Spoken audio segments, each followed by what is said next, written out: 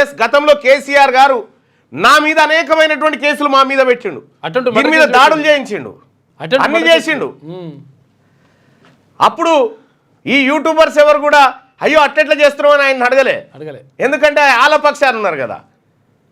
అందుకోసమే నియంత్రణ అనేది అవసరం. ప్రతి మనిషికి మాట్లాడే స్వేచ్ఛ ఉంది, ఆ స్వేచ్ఛ ప్రకారం మాట్లాడుకొని ప్రశ్నిస్తే తప్పులేదు. కానీ ఇంటెన్షనల్గా కొందరి ప్రయోజనాల కోసం చేసేటువంటి దుర్మార్గాలు ఏవైతే ఉంటాయి, ఇవాళ కేటీ రామారావు గారు కుల్లా చెప్పిండు, నేను 10 యూట్యూబ్ ఛానల్ పెట్టుకుని ఐపీఎల్ గెలిచేటోని అని చెప్పిండు.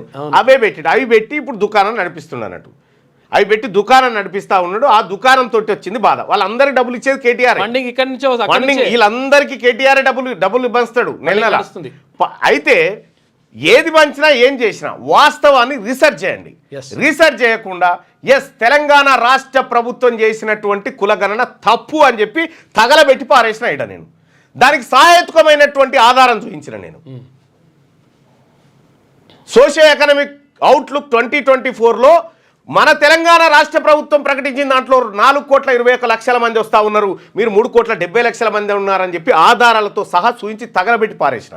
దానికి కట్టుబడి ఉన్నా నేను.